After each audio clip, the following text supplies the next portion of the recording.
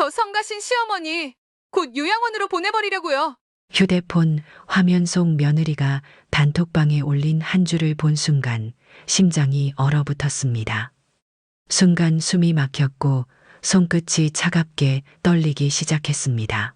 몇 번이고 화면을 문질러 보았지만 문장은 변함없이 제 눈을 찌르듯 선명히 남아 있었습니다. 귀가 먹먹해졌습니다. 아무 소리도 들리지 않았고 거실에 놓인 김치 냉장고가 조용히 웅웅거리는 소리만이 제 귀에 가까이 다가왔습니다. 여러분은 이런 순간을 마주한다면 어떤 기분이 드시겠습니까? 제 이야기를 끝까지 따라와 주시고 지금 보고 계신 도시를 댓글로 남겨주세요. 제 이야기가 어디까지 닿았는지 알고 싶습니다. 저는 올해 68 바곡자라고 합니다. 평생 재봉틀을 돌리며 아들 하나 키웠고 10년 전 남편이 떠난 후로도 꿋꿋이 이 아파트에서 살아왔습니다. 좋은 이웃과 가족 속에서 그래도 남부럽지 않은 인생을 살았다고 생각했는데 그것은 제 착각이었던 모양입니다. 단톡방 메시지가 퍼진 그날 저녁 복도에서 이웃들의 속삭임이 저를 덮쳤습니다. 며느리가 꽤 세게 말했더라고. 요양원으로 보낸다고. 어머, 그럼 옥자 씨는 알고 있을까? 뒤돌아설 수도 없고 아무 말도 못한 채 엘리베이터 앞에서 차가운 땀이 등줄기를 따라 흘렀습니다. 눈앞이 아득해졌고 숨조차 제대로 쉬기 어려웠습니다. 집 안으로 들어서자 낮에 맞은 무릎 주사 탓인지 아픈 다리가 유난히 더 쑤셨습니다. 한 걸음 내디딜 때마다 발바닥이 얼음장 위를 걷는 듯 시렸습니다. 거실 벽의 괴종시계가 천천히 틱탁 소리를 내며 시간을 재촉했습니다. 저 소리는 언제나 다정히 느껴졌는데 오늘은 마치 저를 재촉하며 몰아세우는 듯 했습니다. 부엌에서는 아침에 끓인 된장국 냄새가 아직 희미하게 남아 있었습니다. 벽에 걸린 결혼 사진 속 남편의 얼굴은 세월에 노랗게 발해 있었습니다. 사진을 바라보며 저는 낮은 목소리로 혼잣말을 했습니다. 여보, 내가 여기서 어떻게 해야 할까요? 그때 문득 머리를 스쳐간 생각 하나가 저를 자리에서 일으켰습니다. 이 아파트는 애초부터 제 명의로 되어 있었습니다. 아들에게 결혼하면 넘겨주겠다고 말했지만 아직은 제 손에 남아있는 등기권리증이 떠올랐습니다. 서랍에서 그 등기권리증을 조용히 꺼내 펼쳤습니다. 희미한 부엌 불빛 아래 제 이름 3글자가 또렷하게 보였습니다. 심장이 오랜만에 빠르게 뛰기 시작했습니다. 복도 창문 너머로 달빛이 유난히 환하게 비쳤습니다. 마치 제 결정을 격려하는 것 같았습니다. 그 순간 저는 마음을 굳혔습니다. 더 이상 이렇게 무시당하며 살지는 않을 거야. 주저하지 않고 휴대폰을 들어 중개사에게 전화를 걸었습니다. 급하게 처분하고 싶은데 내일까지 계약이 가능할까요? 중개사는 친절하게 대답했습니다. 네, 바로 처리해 드리겠습니다. 내일 오전에 계약금 입금해 드릴게요. 전화를 끊고 다시 앉았을 때 떨리던 다리가 서서히 안정을 찾아갔습니다. 이제 제게 물러설 자리는 없었습니다. 새벽이 되었지만 잠은 오지 않았습니다. 귓가를 맴도는 김치 냉장고 소리 창밖에서 들려오는 희미한 빗소리만이 저를 달래주었습니다. 창문을 살짝 열자 습기 어린 여름, 밤바람이 제 뺨을 부드럽게 쓰다듬었습니다. 이젠 누구의 눈치도 보지 않아도 돼. 침대 곁에 놓인 한복 반다디를 열어 결혼 사진과 남편의 옷가지를 작은 보자기에 곱게 싸서 가방 안에 넣었습니다. 그제서야 제 마음이 조금 가벼워졌습니다. 여러분이라면 떠날 때 무엇을 가장 먼저 챙기시겠습니까? 현관 문고리에 짧은 메모를 남겼습니다. 그것은 앞으로 제가 지킬 삶의 원칙이었습니다. 첫째, 어른을 공개적으로 모욕하지 말 것. 둘째, 어떤 서류에도 강제로 서명하게 하지 말 것. 셋째, 이 집의 소유자는 나 자신임을 기억할 것. 메모를 붙이며 눈물이 조용히 뺨을 타고 흘렀습니다. 서운함과 안도감 두 가지 감정이 섞인 눈물이었습니다. 다음 날 아침, 일찍 아들 가족이 제주도로 떠났습니다. 손주의 웃음소리가 복도에서 들려왔지만 저는 문을 열지 않았습니다. 그들이 떠난 직후 기다리고 있던 중개사에게 현관 열쇠를 건네고 작고 낡은 여행 가방 하나를 들고 아파트를 빠져나왔습니다. 택시를 타고 창문을 내리니 상쾌한 여름 아침 바람이 제 얼굴을 부드럽게 어루만졌습니다. 이제부터 내 인생은 내가 선택할 거야. 여러분, 제가 내린 결정이 너무 무모했다고 생각하십니까? 고속버스가 터미널을 빠져나오자 차창 밖으로 익숙한 서울 풍경이 서서히 멀어졌습니다. 도심의 빌딩들이 하나둘 작아지며 뒤로 사라지는 동안 저는 창문에 기대어 흐르는 풍경을 바라보았습니다. 마음 한구석이 조금씩 허전해졌지만 동시에 묘한 설렘도 느껴졌습니다. 차 안 공기는 에어컨 때문에 서늘했지만 제 손끝에는 아직 현관 열쇠를 건넸던 순간의 떨림이 남아 있었습니다. 정말 잘한 걸까? 잠깐 의문이 스쳐갔지만 이내 고개를 저었습니다. 후회는 더 이상 하고 싶지 않았습니다. 고속도로를 따라 달리는 버스가 도시 외곽에 접어들자 기억은 자연스레 아파트에서의 지난 세월로 흘러갔습니다. 그곳은 저와 남편이 젊은 시절 어렵게 마련한 첫 보금자리였습니다. 당시에는 아파트 단지가 그리 크지도 않았고 모두 이웃처럼 친하게 지냈지요. 퇴근길에 남편이 두부 한 모를 사오던 작은 슈퍼마켓도 아직 눈에 선합니다. 두부를 내밀며 다정하게 웃던 그 얼굴도 이제는 희미해져 갑니다. 남편은 공장에서 기계 기술자로 일하며 늘 야근이 많았습니다. 밤늦게 들어오는 날이면 저는 늘 따뜻한 미역국 한 그릇을 식탁에 올려두곤 했지요. 방문을 열고 들어오는 남편은 늘 미안한 표정으로 말했습니다. 당신까지 이렇게 늦게 자지 않고 기다릴 필요 없어. 그럴 때마다 저는 웃으며 대답했습니다. 내가 당신 안 기다리면 누가 기다려요. 밥 먹고 씻고 자요. 그 미역국 냄새와 남편의 피곤한 표정이 아직도 생생하게 떠오릅니다. 참 이상하지요. 기억은 이렇게 선명한데 남편은 벌써 제 곁을 떠난 지 10년이 넘었습니다.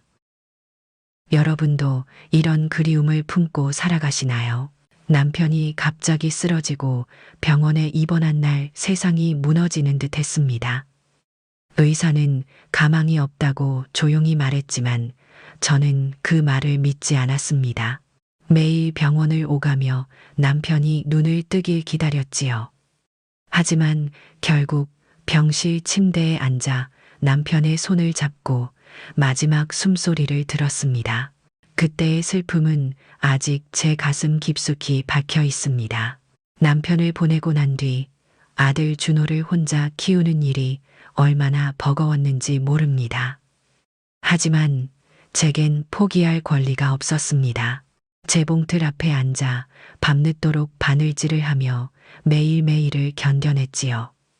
아들의 학교 등록금과 학원비를 마련하느라 손가락 마디가 부어오르고 굳은 살이 밝히기도 했습니다. 그 당시 저는 아들에게 이런 말을 종종 했습니다. 준호야, 엄마는 괜찮으니까 너는 공부만 열심히 해. 지금 생각하면 아들에게 너무 큰 부담을 준 건 아닌지 미안한 마음도 듭니다. 시간이 흘러 준호는 대학에 들어가고 좋은 직장에 다니게 되었습니다. 저는 그때야 비로소 제 역할을 다한 듯 마음이 놓였습니다. 하지만 아들이 결혼한 뒤부터 조금씩 모든 게 변하기 시작했습니다. 며느리가 처음 집에 왔던 날이 떠오릅니다. 아들은 제게 조용히 부탁했습니다. 엄마, 이제부터는 준호 엄마가 아니라 그냥 박옥자로 살아. 엄마 인생을 더 즐겨. 그때는 무슨 말인지 잘 몰랐습니다. 그저 아들이 저를 걱정해서 한 말이라 생각했습니다. 하지만 지금 돌이켜보면 이미 그때부터 아들은 저와 선을 긋고 있었던 건 아닐까요? 차창 밖으로 햇빛이 눈부시게 쏟아졌습니다. 버스가 터널을 지나며 잠시 어두워졌다. 다시 밝아지자 저는 깊은 숨을 내쉬었습니다. 과연 지금의 결정은 옳았던 걸까요? 버스가 강릉 터미널에 도착하자 저는 작고 낡은 여행 가방을 들고 천천히 버스에서 내렸습니다. 바닷바람 특유의 짭조름한 냄새가 순간적으로 코끝을 간지럽혔습니다. 가슴이 설레면서도 어딘지 모르게 불안한 기분이 밀려왔지요. 터미널 앞에서 기다리고 있던 복내 언니가 밝은 웃음으로 제게 손을 흔들며 다가왔습니다. 그 웃음을 보자 가슴 깊이 눌려있던 불안이 조금씩 녹아내리는 듯 했습니다. 옥자야, 오는 길 힘들진 않았니? 복내 언니는 제 손을 꼭 잡으며 부드럽게 물었습니다. 언니의 따스한 손길 덕에 저는 한참 만에 처음으로 미소를 지을 수 있었습니다. 언니 덕분에 무사히 왔어요. 복내 언니는 제 어깨를 다정히 감싸고 터미널 앞 택시 정류장 쪽으로 이끌었습니다. 강릉 시내를 벗어나 조금 떨어진 작은 바닷가 마을에 도착하자 아담한 원룸 건물이 눈에 들어왔습니다. 조금 낮긴 했지만 깨끗하게 정돈된 모습이었습니다. 원룸의 문을 열고 들어서자 바닥은 따스한 온돌로 데워져 있었습니다. 멀리서 들려오는 바닷소리도 어딘지 정겹게 느껴졌습니다. 작긴 하지만 혼자 살기엔 딱 좋아. 시장도 가깝고 바닷가도 걸어서 5분이면 가거든. 언니가 설명하는 동안 저는 방을 둘러보았습니다. 작은 창문 너머로 보이는 푸른 하늘과 멀리 출렁이는 파도가 시야에 들어왔습니다. 좁은 방 안에는 생활에 필요한 가구가 소박하게 자리 잡고 있었지요. 작은 싱크대 옆으로 오래된 김치 냉장고가 자리하고 있었습니다. 이 낡은 물건 하나가 어찌나 반갑던지요. 예전 아파트에서의 익숙한 소리가 떠올라 저도 모르게 미소가 지어졌습니다. 여러분에게도 이런 익숙한 물건이 마음의 위로가 되었던 적이 있으신가요? 복내 언니는 작은 보자기를 풀어놓으며 말했습니다. 시장에 들러서 미역을 좀 사왔어. 오늘 저녁은 같이 미역국 끓여서 먹자. 순간적으로 저는 눈시울이 뜨거워졌습니다. 미역국은 늘 남편과 아들만을 위해 끓이던 음식이었는데 오늘은 저를 위해 끓일 수 있다는 생각에 마음이 벅차올랐습니다. 저녁이 되어 언니와 함께 시장에 나가보았습니다. 시장의 활기찬 분위기가 어색하면서도 마음에 들었습니다. 좌판 위에 놓인 신선한 해산물과 갓 수확한 채소들의 알록달록한 색깔은 제 기분까지 밝게 해주었습니다. 상인들은 서로 친근한 목소리로 저녁거리를 팔며 활기찬 표정이었습니다. 작은 생선 가게에서 언니가 고등어 몇 마리를 사며 제게 속삭였습니다. 옥자야, 여기 사람들은 다 정이 많아서 살기 좋아. 금방 친해질 거야. 언니의 말이 맞다면 저는 여기서 다시 한번 행복해질 수 있을까요? 저녁이 깊어갈 무렵 따뜻한 미역국과 생선구이를 함께 먹으며 복내 언니와 오랜만에 웃음이 가득한 시간을 보냈습니다. 밤이 되어 창문을 여니 시원한 밤 공기와 함께 바다의 짠 내음이 방 안으로 밀려왔습니다. 침대에 누워 천장을 바라보자 오늘 하루 있었던 일들이 영화처럼 제 머릿속을 지나갔습니다. 새로운 시작이 주는 설렘과 막연한 불안감이 교차했지만 그래도 이곳에서라면 다시 제 인생을 찾을 수 있을 것 같았습니다. 창밖에서 들려오는 파도 소리에 귀를 기울이며 저는 조용히 다짐했습니다. 그래, 지금부터라도 내 삶을 제대로 살아보자. 여러분은 제 선택을 어떻게 생각하시나요? 정말 잘한 걸까요? 바닷가 마을에서의 첫날 아침이 밝았습니다. 창문 너머로 햇살이 가늘게 쏟아져 들어오고 멀리서 들려오는 파도 소리가 마치 아침 인사처럼 정겹게 느껴졌습니다. 오랜만에 편히 잔 덕분인지 몸도 마음도 한결 가벼웠습니다. 자리에서 일어나 창문을 열자 신선한 바닷바람이 얼굴을 시원하게 스쳤습니다. 바닷내음이 담긴 공기가 가슴 깊이 들어오며 묘한 상쾌함을 주었습니다. 간단히 세수를 마치고 복내 언니가 준 작은 수건과 세면 도구를 챙겨 동네 목욕탕으로 향했습니다. 좁은 골목길을 지나 시장 입구 근처의 목욕탕 앞에 다다르자 오래된 간판과 문 옆에 놓인 신발들이 정겹게 느껴졌습니다. 문을 밀고 안으로 들어가니 따뜻한 습기와 은은한 비누향이 저를 부드럽게 감쌌습니다. 여러분에게도 이렇게 특별히 마음이 편안해지는 장소가 있으신가요? 목욕탕 주인 아주머니가 친절한 미소로 반겨주었습니다. 처음 오셨나 봐요. 어서 오세요. 앞으로 자주 뵈어요. 짧은 인사말이었지만 마음이 따뜻해졌습니다. 낯선 환경에 긴장했던 제 마음도 서서히 녹아내리는 듯 했습니다. 옷을 벗고 탕 안으로 들어서자 온몸이 금세 따스한 물로 둘러싸였습니다. 등 뒤에서 나지막한 이야기, 소리들이 들려왔습니다. 동네 아주머니들이 일상의 소소한 이야기를 나누며 웃고 있는 모습이었습니다. 오늘 미역값이 올랐다고 하더라. 내일은 더 오를까? 그러게 말이야. 어제보다 물고기도 적게 들어왔다던데. 소박한 이야기들이었지만 그 따뜻한 대화 속에 묘한 안정감이 느껴졌습니다. 서울의 아파트에서 살 때 느꼈던 외로움과 차가운 시선과는 전혀 다른 분위기였습니다. 한 아주머니가 제게 미소 지으며 말을 걸었습니다. 새로 오신 분이죠. 여기 사람들 금방 친해지니까 걱정 마세요. 네, 고맙습니다. 잘 부탁드릴게요.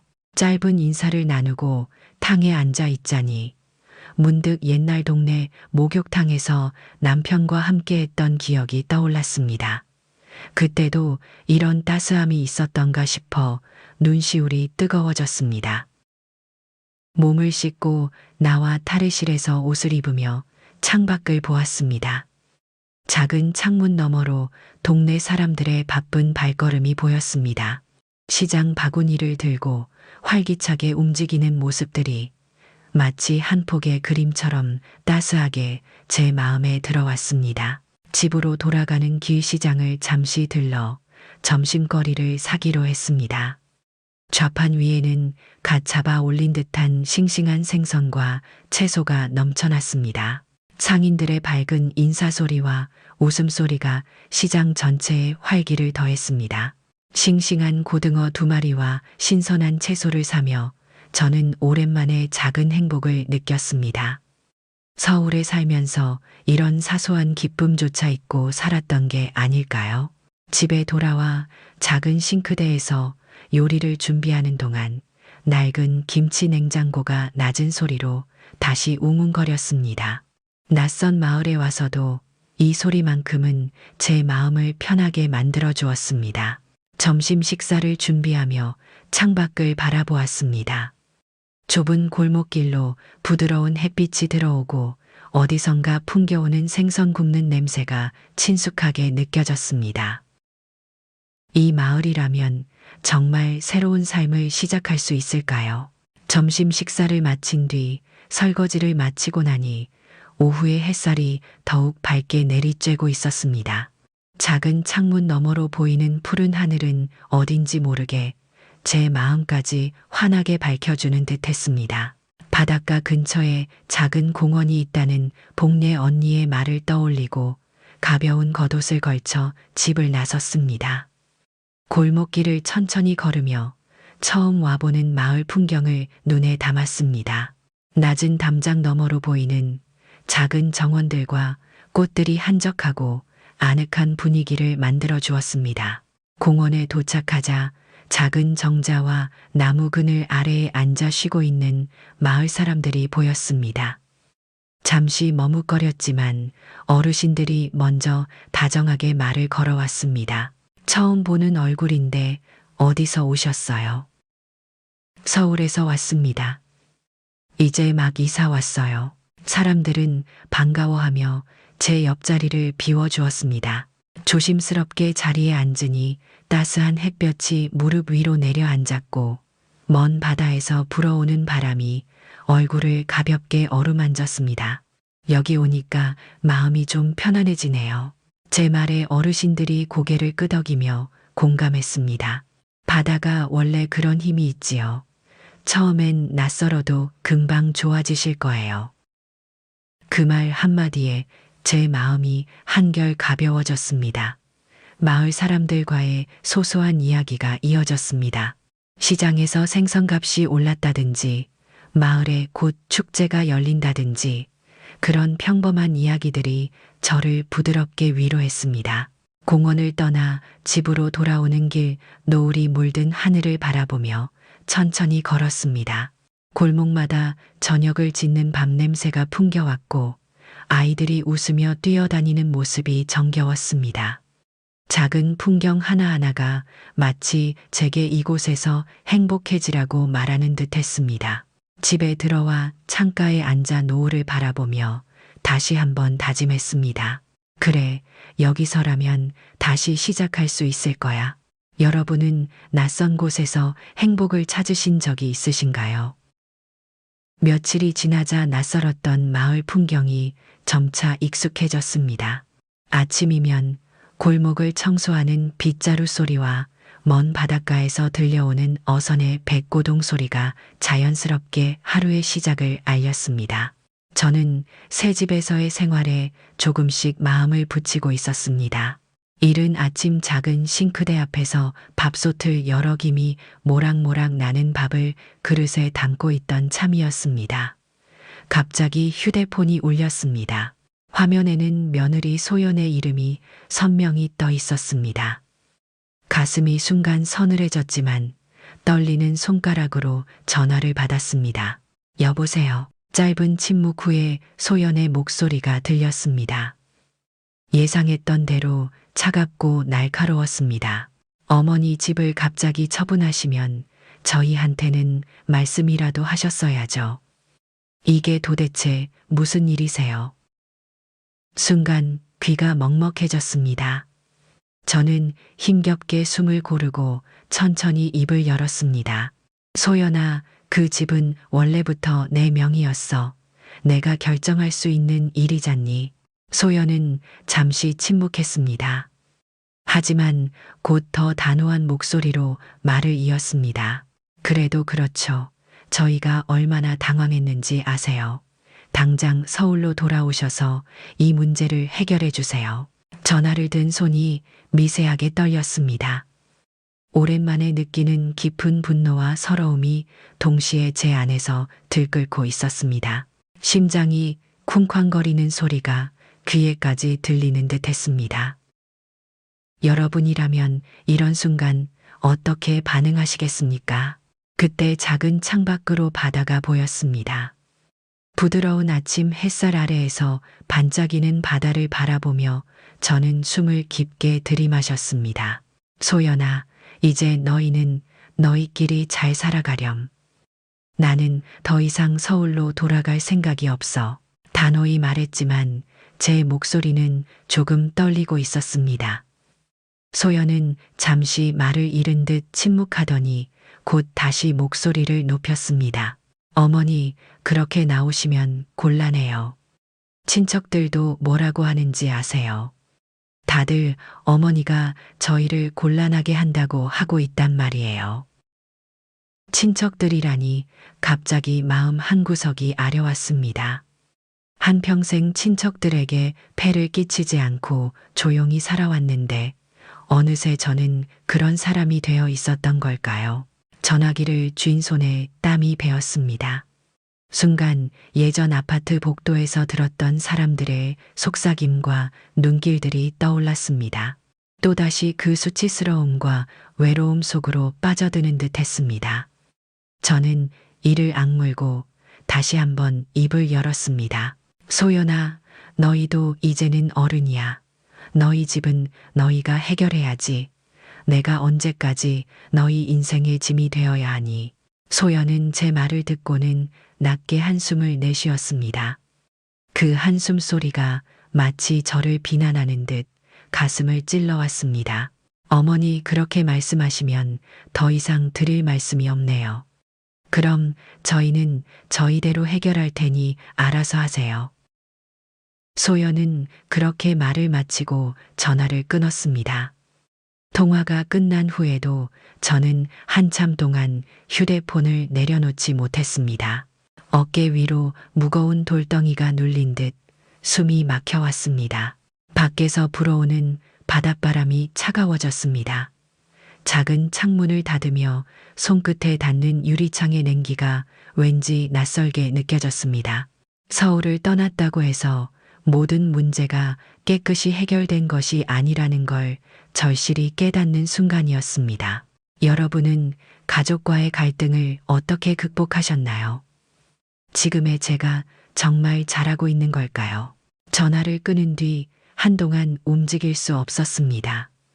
방 안이 갑자기 싸늘해졌고 며느리의 차가운 목소리가 아직도 귓가에 맴돌았습니다. 문득 이 집에서조차 온전히 마음 놓고 살 수 없게 되는 건 아닌지 두려움이 스멀스멀 밀려왔습니다. 잠시 뒤 저는 숨을 크게 들이마시고 천천히 내쉬었습니다. 이대로 집안에 머무르면 더 답답할 것 같아 바람이라도 쐬러 바닷가로 향했습니다. 현관문을 열고 나서자 신선한 공기가 폐에 깊숙이 들어왔습니다. 작은 골목길을 지나 바닷가 모래밭에 이르자 발밑에서 부드러운 모래알이 미세하게 느껴졌습니다. 신발을 벗고 천천히 모래를 밟으며 걸어보니 조금씩 가슴속 응어리가 풀리는 기분이었습니다. 해안가 가까운 벤치에 앉아 먼 수평선을 바라보며 깊은 생각에 잠겼습니다. 서울에서의 일들, 그리고 며느리 소연과의 통화가 자꾸만 머릿속을 어지럽혔습니다. 그때 누군가 나지막히 말을 걸어왔습니다. 저기요, 옆에 앉아도 될까요? 고개를 들어보니 처음 보는 할머니 한 분이 따뜻한 미소를 지으며 서 있었습니다. 저는 고개를 끄덕이며 옆자리를 비켜드렸습니다. 할머니는 고마워하며 천천히 옆자리에 앉았습니다. 바람이 시원하네요. 혼자 계시기에 말이라도 걸어보고 싶었어요. 할머니의 목소리에서 친절함이 느껴져 마음이 조금 편해졌습니다. 저도 모르게 작은 미소를 지으며 말을 걸었습니다. 내 혼자 바람 좀 쐬고 있었어요. 생각이 많아서요. 할머니는 저를 빤히 바라보다가 다정히 말을 이었습니다. 저도 그랬어요. 처음 이 마을에 왔을 때는 생각이 너무 많아서 잠을 설쳤죠. 저는 호기심이 생겨 조심스레 물었습니다. 혹시 무슨 일이라도 있으셨어요? 할머니는 잠시 망설이다가 깊은 숨을 들이쉬며 조용히 입을 열었습니다. 자식들과 조금 갈등이 있었거든요. 제가 가진 작은 땅 때문에 서로 마음이 상했죠. 할머니의 이야기가 마치 제 이야기 같아 마음이 흔들렸습니다. 저는 조심스레 말을 이었습니다. 저도 비슷한 일이 있었어요. 며느리와 아들하고 집 문제로 갈등이 생겨서 이곳으로 왔거든요. 할머니는 고개를 천천히 끄덕이며 공감해 주었습니다. 가족 문제만큼 어려운 게 없죠. 저도 이 마을에 오기 전엔 매일같이 울었어요. 그런데 여기 와서 깨달았죠. 내가 행복하지 않으면 누구도 행복하게 해줄 수 없다는 걸요. 그 말이 제 마음 깊숙이 울려 퍼졌습니다. 할머니는 다시 저를 바라보며 다정하게 미소 지었습니다. 때로는 스스로를 위해 살아도 괜찮아요. 그러다 보면 주변도 조금씩 바뀌더라고요. 저는 눈시울이 붉어진 채로 작게 고개를 끄덕였습니다. 할머니는 부드럽게 제 손을 꼭 잡아주었습니다. 따스한 체온이 손끝을 통해 가슴까지 전해졌습니다. 이 마을에 오신 걸 환영해요. 앞으로 서로 의지하면서 지내요. 그 말을 들으니 마음속이 다시 편안해졌습니다. 서울에서 내려온 뒤로 처음으로 외롭지 않다는 느낌을 받았습니다. 할머니는 자리를 털고 일어나며 미소를 지었습니다. 자, 이제 집으로 돌아가 봐야겠네요. 언제든지 이야기하고 싶으면 찾아오세요. 저는 감사한 마음을 담아 고개를 깊이 숙였습니다. 할머니가 떠난 후 다시 바다를 바라보며 마음을 굳게 다잡았습니다. 맞습니다. 이제 더는 흔들리지 않고 제 자신을 위한 삶을 살겠다고 다짐했습니다. 여러분은 살면서 어떤 만남이 가장 큰 위로가 되었나요? 저도 이 마을에서 그렇게 될 수 있을까요? 마을에 정착한 지 어느덧 열흘이 흘렀습니다. 작은 원룸은 점점 제 손길에 맞추어 정갈하고 아늑한 공간으로 바뀌어 갔습니다. 창문가의 화분에는 작은 꽃들이 활짝 피어나기 시작했고 부엌에는 익숙한 된장국 냄새가 다시 은은히 풍겼습니다. 이제는 바닷바람과 골목길의 웃음소리도 제 생활의 일부가 되었습니다. 어느 날 아침 복내 언니가 제게 조심스럽게 말을 꺼냈습니다. 옥자야, 우리 마을에 작은 복지센터가 있어. 거기서 매주 어르신들께 죽을 끓여 나눠드리는데 혹시 네가 도와줄 수 있겠니? 복내 언니의 제안에 처음에는 잠시 망설였습니다. 내가 과연 다른 사람들을 도울 수 있을 만큼 괜찮은 사람일까? 라는 걱정 때문이었습니다. 하지만 곧 고개를 끄덕였습니다. 저도 이젠 무언가 작은 일이라도 할 수 있겠다는 용기를 내고 싶었습니다. 다음 날 아침 일찍 일어나 복내 언니와 함께 마을 복지센터로 향했습니다. 좁은 골목을 지나 조금만 걸으니 따뜻하고 소박한 외관의 센터가 눈에 들어왔습니다. 문을 열자 고소한 참기름 냄새와 함께 밝은 웃음소리가 먼저 저를 맞아주었습니다. 어서 오세요. 오늘 처음 오시는 분이시죠? 센터에서 죽을 끓이는 일을 도맡아 하시는 자원봉사자 아주머니가 환한 웃음으로 반겼습니다. 저는 가볍게 인사를 나누고 복내 언니와 함께 앞치마를 두르고 죽솥 앞으로 다가갔습니다. 오늘 메뉴는 호박죽이에요. 이걸 저어서 그릇에 담아주시면 돼요. 아주머니의 친절한 안내에 따라 국자를 들고 솥에서 죽을 휘저었습니다. 따스한 김이 얼굴 위로 올라와 뺨이 금세 달아올랐습니다. 죽의 달콤한 향기가 제 기분까지 따스하게 감싸주는 듯 했습니다. 얼마 지나지 않아 어르신들이 한두 분씩 복지센터에 찾아오기 시작했습니다.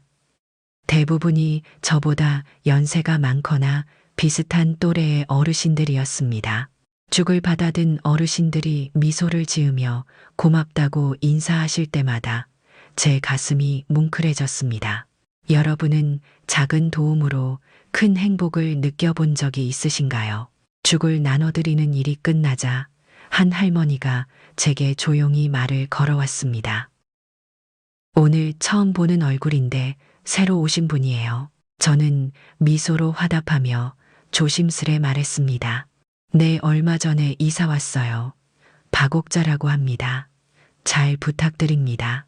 할머니는 밝게 웃으시며 제 손을 가볍게 잡아주셨습니다. 옥자 씨 참 예쁜 이름이네요. 앞으로 자주 봐요. 할머니의 따스한 말 한마디가 얼마나 감사했는지 모릅니다. 작은 일로 시작했지만 이렇게라도 누군가에게 필요한 사람이 될 수 있다는 사실이 큰 위안이 되었습니다. 일을 마치고 복내 언니와 함께 집으로 돌아오는 길 골목마다 볕이 따사롭게 비추었습니다. 발걸음이 한결 가벼워지고 마음속에 작은 자신감이 싹 트는 듯 했습니다. 옥자야, 오늘 어땠어? 힘들진 않았니? 언니가 다정하게 묻자 저는 진심으로 대답했습니다. 아니요, 정말 좋았어요. 오랜만에 누군가를 위해 뭔가 한 느낌이 들었거든요. 복내 언니는 밝게 웃으며 제 어깨를 토닥였습니다. 그래, 이제 네가 이 마을 사람이 다 됐네. 그 말이 제 가슴을 따스하게 채웠습니다. 마을의 작은 골목을 지나 집에 돌아와 작은 원룸 문을 열었을 때 문득 든 생각이 있었습니다. 이제 다시 누군가를 위해 살아도 좋겠다고 말입니다. 여러분은 살면서 어떤 일이 가장 큰 보람을 느끼게 해주셨나요? 복지센터에서의 작은 봉사가 어느새 제 생활에 자연스럽게 녹아들었습니다. 시간이 지나며 저를 알아보는 마을 분들이 늘어났고 거리에서 만나면 웃으며 인사를 건네는 이웃들이 생겼습니다. 이런 작은 변화가 얼마나 큰 힘이 되는지 새삼 깨닫는 날들이었습니다. 어느 날 오후 집에서 쉬고 있는데 현관문을 두드리는 소리가 들렸습니다. 천천히 문을 열어보니 마을 우체부 아저씨가 밝은 얼굴로 서 있었습니다. 박옥자 씨 맞으시죠? 서울에서 편지가 왔어요. 저는 조금 놀란 표정으로 편지를 받아들었습니다. 서울에서 편지를 보낼 사람이 누굴까 의아해하며 천천히 봉투를 살펴보았습니다. 그런데 봉투 겉면에는 삐뚤빼뚤하고 귀여운 글씨로 제 이름이 적혀 있었습니다. 가슴이 뛰기 시작했습니다. 바로 손주 준이가 보낸 편지였기 때문입니다. 봉투를 조심스레 뜯어 편지를 펼쳐보자 준이의 서툰 손글씨가 눈에 들어왔습니다. 할머니 준이에요. 할머니가 갑자기 이사 가셔서 너무 슬펐어요. 엄마 아빠는 할머니가 멀리 쉬러 가셨다고 했지만 저는 할머니가 보고 싶어요. 할머니가 없어서 집이 너무 썰렁해요. 편지를 읽어내려가며 눈물이 저도 모르게 뺨을 타고 흘렀습니다. 준이의 글자마다 담긴 그리움과 사랑이 가슴 깊이 파고들었습니다. 여러분도 이런 편지를 받은 적이 있으신가요? 편지를 한참 읽고 또 읽으며 저는 다시 한번 가족과의 관계에 대해 생각하게 되었습니다. 서울에서의 생활이 너무 힘들어 도망치듯 이곳으로 왔지만 손주가 보고 싶다는 그 말 한마디가 가슴을 아리게 했습니다. 하지만 그 순간 며칠 전 며느리 소연과의 통화가 다시 떠올랐습니다. 여전히 그날의 목소리는 제 마음속 깊은 상처를 건드리고 있었습니다. 준이의 편지에서 느낀 따스함과 소연과의 갈등 사이에서 마음은 복잡하게 흔들렸습니다. 저는 창가에 앉아 멍하니 바닷가를 바라보았습니다. 늦은 오후의 햇살이 황금빛으로 바다를 덮고 있었고 바람이 부드럽게 창문 너머로 들어왔습니다. 고요한 풍경 속에서 제 마음의 소리를 다시 귀 기울여 듣게 되었습니다. 어쩌면 저는 아직도 가족과의 관계를 완전히 포기하지 못한 건지도 모르겠습니다. 손주를 생각하면 다시 서울로 돌아가고 싶은 마음도 들었지만 다시 그 차갑고 무거운 시선을 견딜 자신은 없었습니다. 저녁 무렵 복내 언니가 방문을 두드리고 찾아왔습니다. 제 얼굴을 보자마자 언니는 걱정스러운 표정을 지었습니다. 옥자야, 무슨 일 있었어? 얼굴이 안 좋아 보인다. 저는 준이의 편지를 조용히 내밀었습니다. 언니는 편지를 읽고 나서 따스하게 제 어깨를 감싸 안았습니다. 손주가 많이 그립구나. 하지만 지금 이곳에서 너 자신을 먼저 돌보는 게 가장 중요한 거야. 언니의 말에 저는 작은 미소를 지으며 고개를 끄덕였습니다. 맞습니다. 지금은 제 자신을 위한 삶을 살아가야 할 때라는 걸 다시 한번 느꼈습니다. 그러나 마음 한구석의 아픔은 쉽게 사라지지 않았습니다. 밤이 깊어가고 방 안에는 고요한 정막이 내려앉았습니다. 손주의 편지를 머리맡에 두고 잠자리에 들었습니다. 창밖으로 들려오는 파도 소리에 귀를 기울이며 저는 다시 한번 스스로에게 질문을 던졌습니다.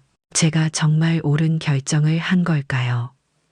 손주를 위해서라도 다시 가족에게 돌아가는 게 맞는 걸까요? 손주의 편지를 받은 후 며칠 동안 마음이 내내 무거웠습니다. 잠을 설쳤고 밥맛도 사라졌습니다. 혼자 방에 앉아 멍하니 창밖만 바라보는 날이 많아졌습니다. 결국 저는 더 이상 이 무거운 마음을 혼자 품고 있을 수 없었습니다. 용기를 내어 아들 준호에게 전화를 걸기로 했습니다. 휴대폰을 들고 번호를 누르는 손가락이 떨렸습니다. 심장이 쿵쾅거리며 요동쳤고 전화가 연결되는 신호음 하나하나가 귀를 울리는 듯 했습니다. 몇 번의 신호음 후 아들의 목소리가 들렸습니다. 엄마. 짧고 어색한 침묵이 흘렀습니다. 오랜만에 듣는 아들의 목소리에 마음이 순간 먹먹해졌습니다. 준호야, 잘 지내니? 제 목소리는 떨리고 있었습니다. 잠시 정적이 흐른 후 준호가 낮게 한숨을 쉬며 말을 이었습니다. 갑자기 이렇게 전화하면 어쩌자는 거예요. 소연이랑 저 엄마 때문에 얼마나 곤란해졌는지 아세요? 아들의 차가운 말투에 가슴이 시렸습니다. 하지만 이번에는 저도 쉽게 물러설 수 없었습니다. 준호야, 엄마도 더는 참기 힘들었어. 평생 너만 바라보며 살았는데 내가 이렇게까지 해야 했겠니? 준호는 조금 흥분한 듯한 목소리로 답했습니다. 엄마는 항상 그렇게 얘기하셨어요. 내가 언제 엄마를 홀대했어요. 소연이랑 조금 의견이 달랐던 거지. 목소리가 높아진 준호의 말에 가슴이 더욱 아팠습니다. 저는 숨을 고르며 천천히 말을 꺼냈습니다.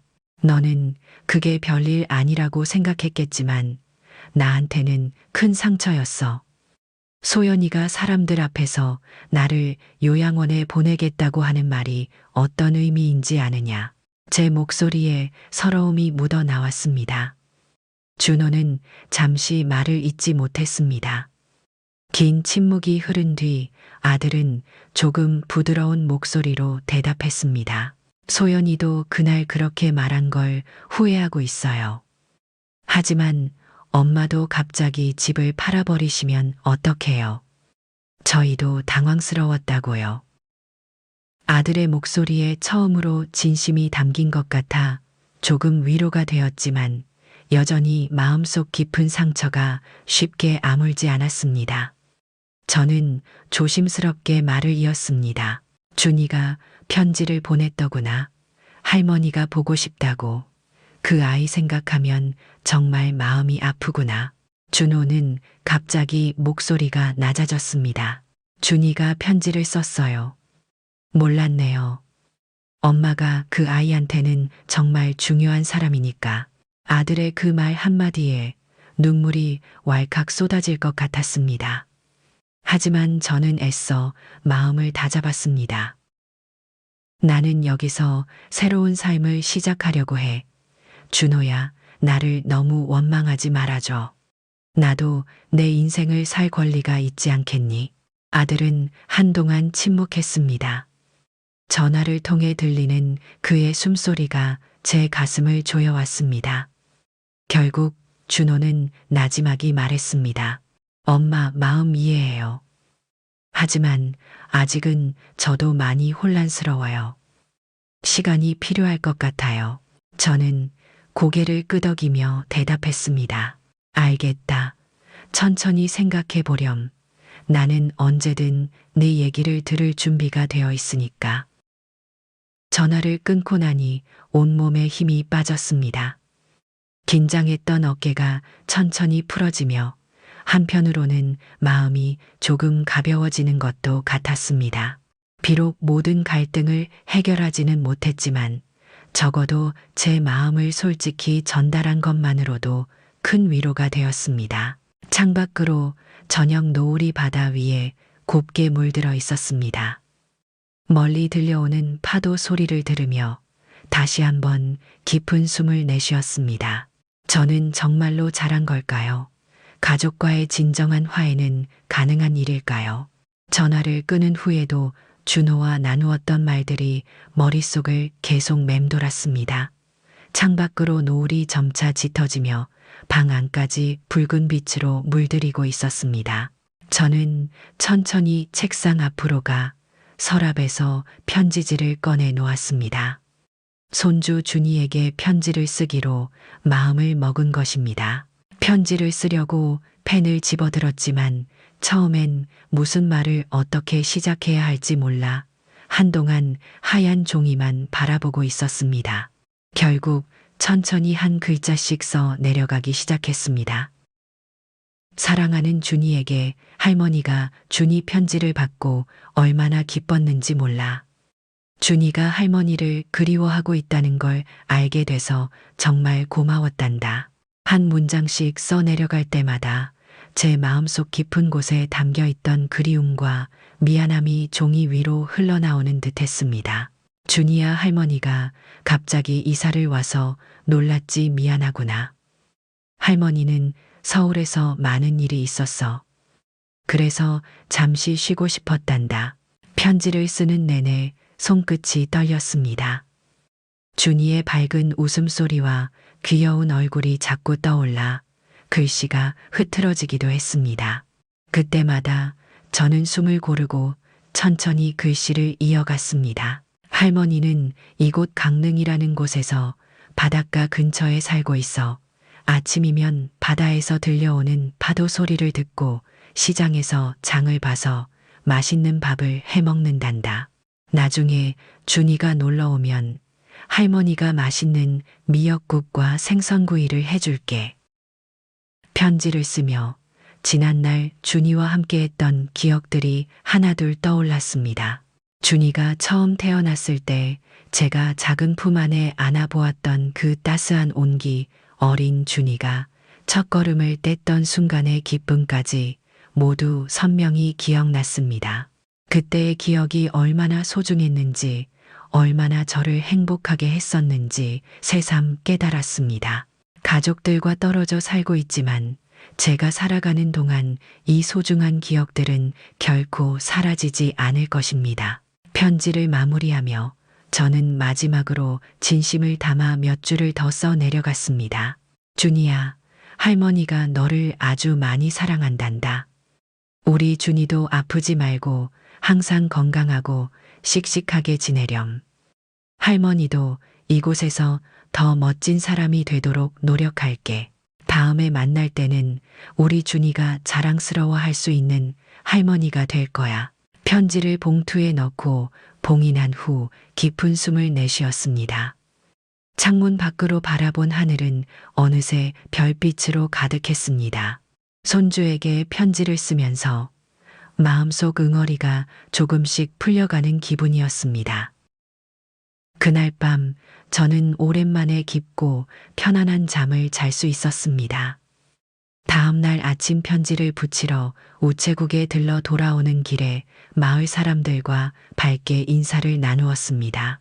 이제는 사람들 얼굴도 익숙해졌고 마을의 골목길 하나하나가 정겹게 느껴졌습니다.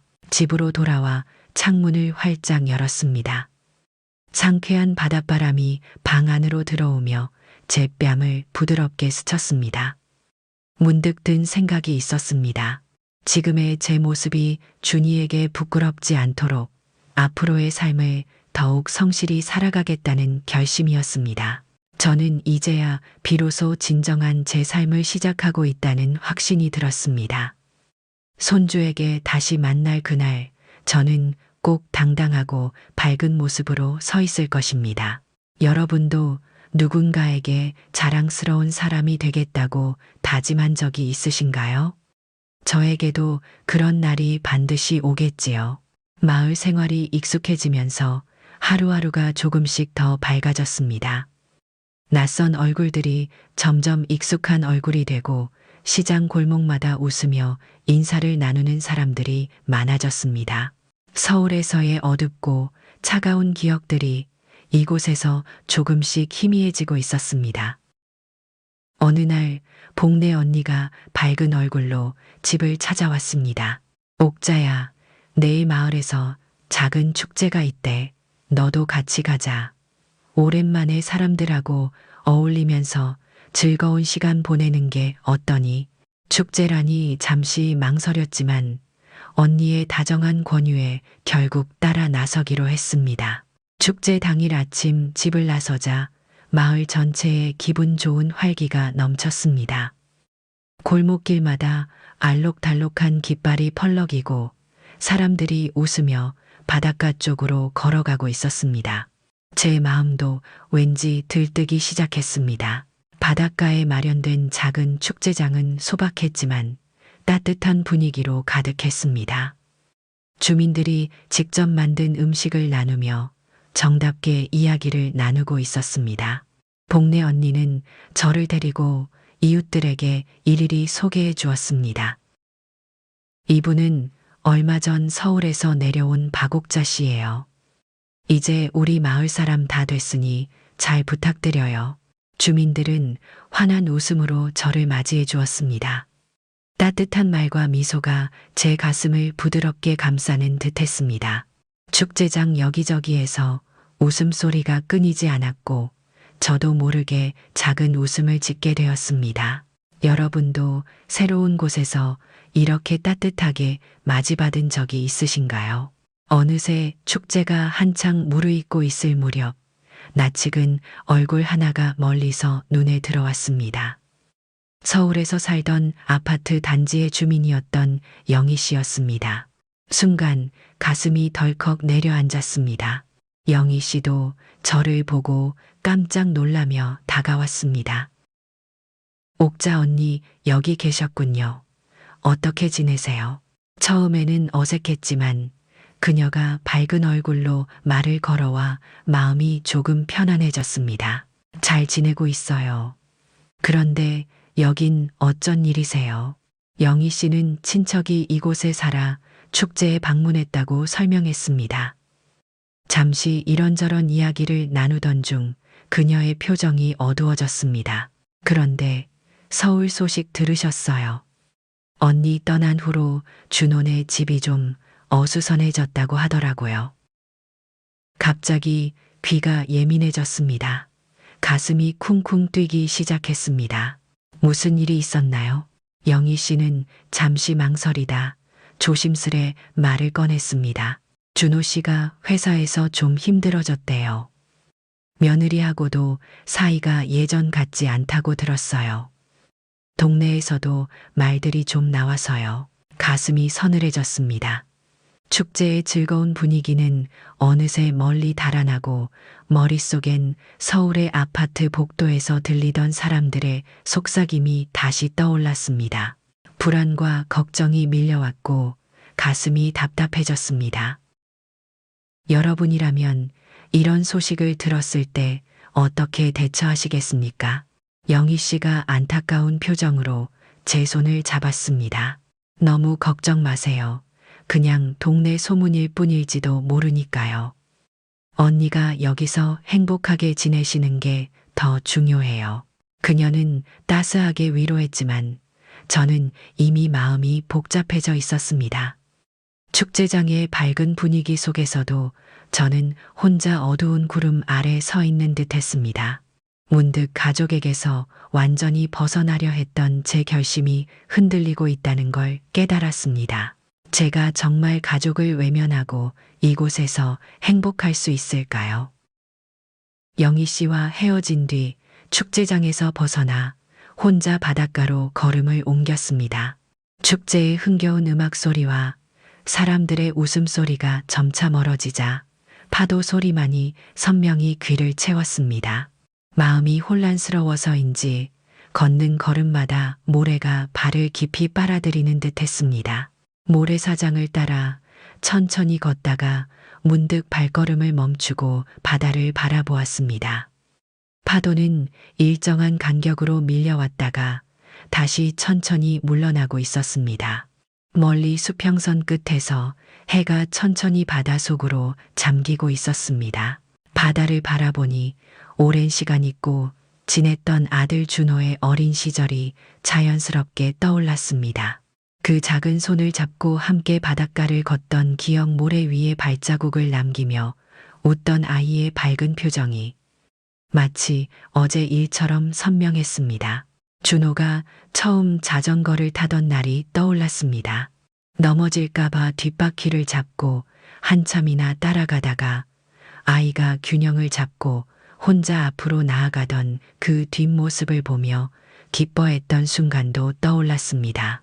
그때 저는 혼잣말을 했었지요. 우리 준호가 이제 혼자 잘 해내는구나. 그 말이 지금 이 순간 다시 떠올라 가슴이 시렸습니다. 혼자서도 잘 살아가리라 믿었는데 준호가 어렵다는 소식을 듣고 나니 마음이 편치 않았습니다.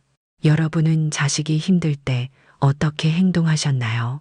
잠시 걸음을 멈추고 모래 위에 앉았습니다. 손끝으로 모래알을 만지작거리며 지난 날들을 다시 천천히 되짚어 보았습니다. 준호가 대학 입학 시험에 떨어졌을 때의 슬픔, 첫 직장에 합격했을 때의 기쁨까지 함께 울고 웃었던 순간들이 한순간에 떠올랐습니다. 마음 깊은 곳에서는 아들에게 도움을 주고 싶다는 충동이 일어났지만 한편으로는 두려움과 망설임도 밀려왔습니다. 제가 다시 서울로 돌아간다고 해서 무엇이 달라질 수 있을까요?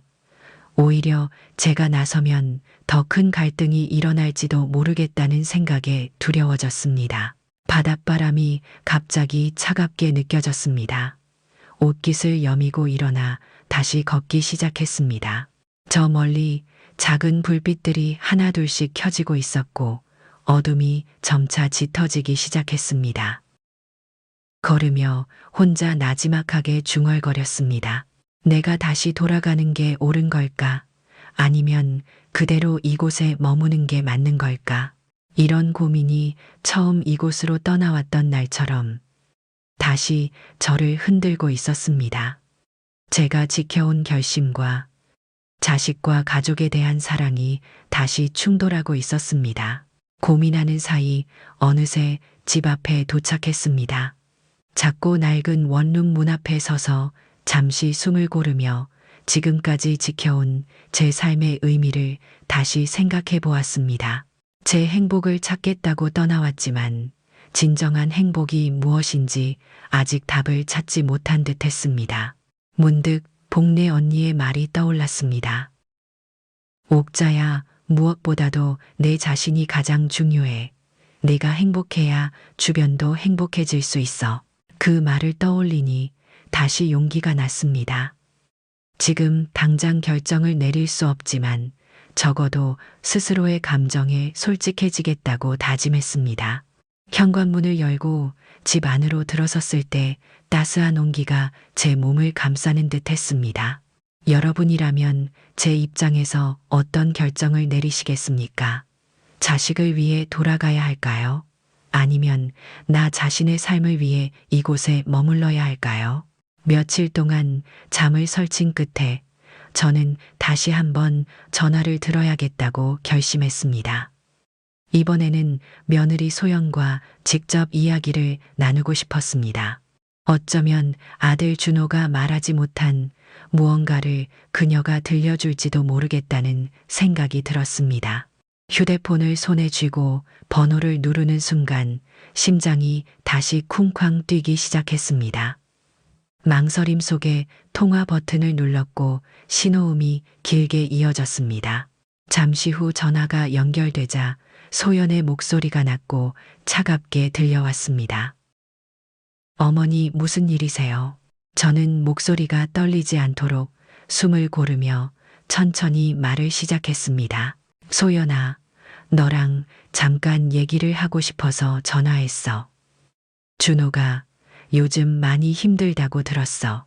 소연은 짧게 침묵하더니 곧 냉정한 목소리로 답했습니다. 그걸 이제야 물어보세요.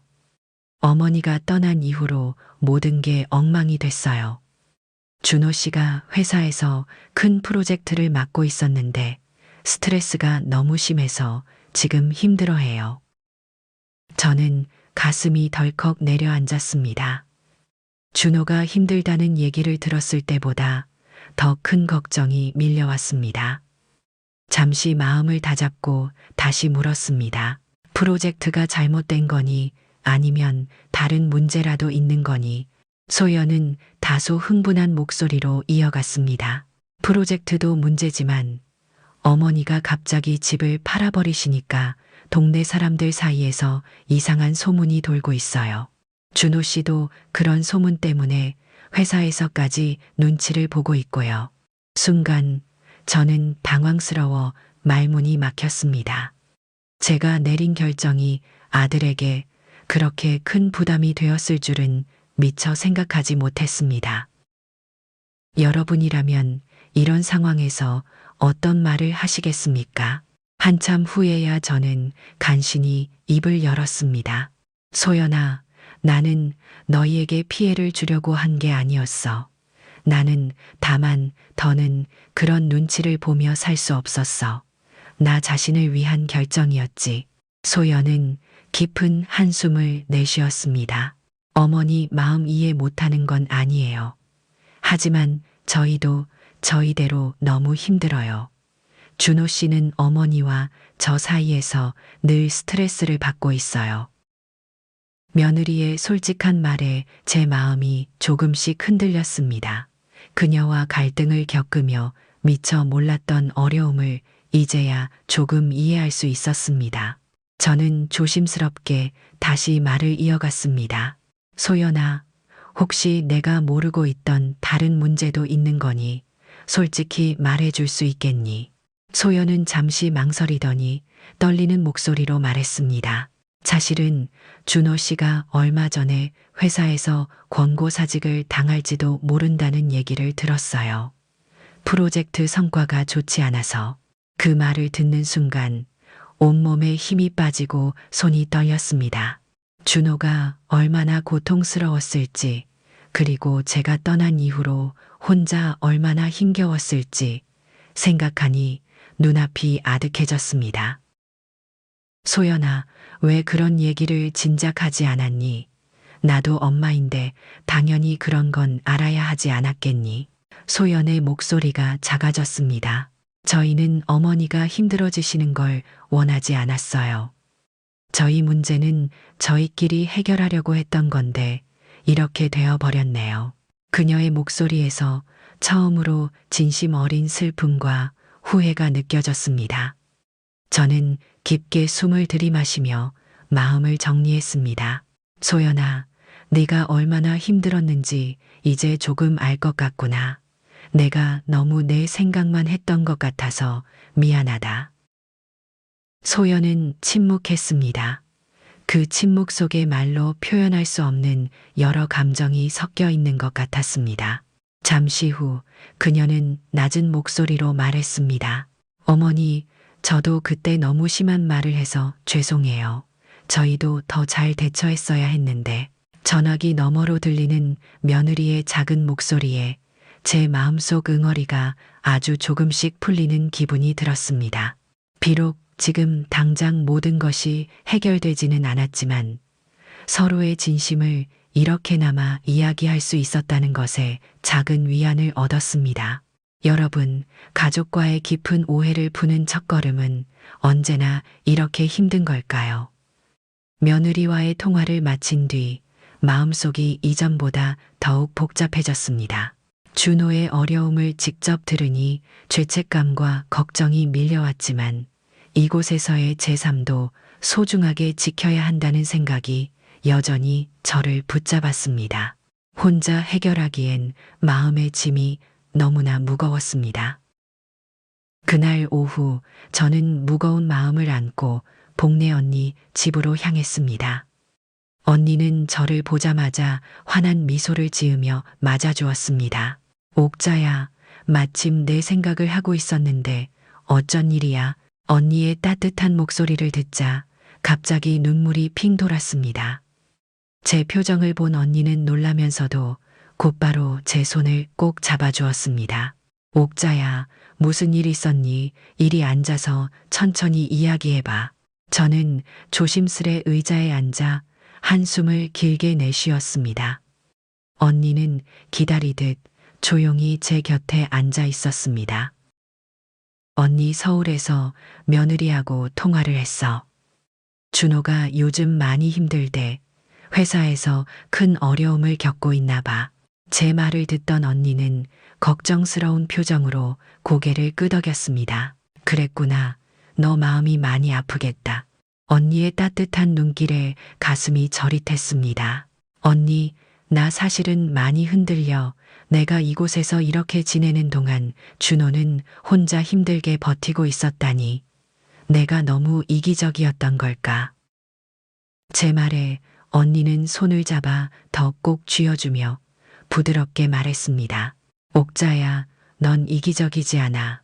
그동안 내가 얼마나 힘들었는지 내가 잘 알잖니. 자식을 걱정하는 마음은 어머니로서 당연한 거지만 내 삶도 중요하다는 걸 잊으면 안 돼. 저는 고개를 숙인 채 조용히 속마음을 털어놓았습니다. 그래도 내 마음 한구석이 편하지 않아. 준호가 이렇게 힘든데 내가 멀리 떨어져 지내는 게 정말 옳은 일인지 모르겠어. 언니는 잠시 침묵하더니 천천히 말을 이었습니다. 옥자야, 가끔은 거리를 두는 것도 가족에게 필요한 시간이야. 준호도 너도 지금 각자의 방식으로 성장하고 있는 거지. 네가 서울로 다시 돌아간다고 해서 준호의 문제가 해결되는 건 아닐 수도 있어. 언니의 말이 깊게 와닿았습니다. 저는 다시 고개를 들어 언니를 바라보았습니다. 그럼 나는 뭘 해야 하는 걸까? 어떻게 해야 준호와 나 모두 행복해질 수 있을까? 언니는 부드럽게 미소를 지으며 말했습니다. 옥자야, 내가 지금 여기서 잘 지내고 있다는 걸 준호가 알게 해줘. 내가 이곳에서 행복하고 건강하게 살아가는 모습을 보여주는 게 준호한테 큰 힘이 될 거야. 언제든 네가 필요하면 곁에 있다는 사실도 알려주고 말이야. 언니의 말이 맞았습니다. 제가 불안해하면 준호도 불안해질 수밖에 없겠다는 생각이 들었습니다. 제 자신을 돌보는 것이 오히려 가족에게 힘을 줄 수 있다는 사실을 이제야 조금씩 깨닫기 시작했습니다.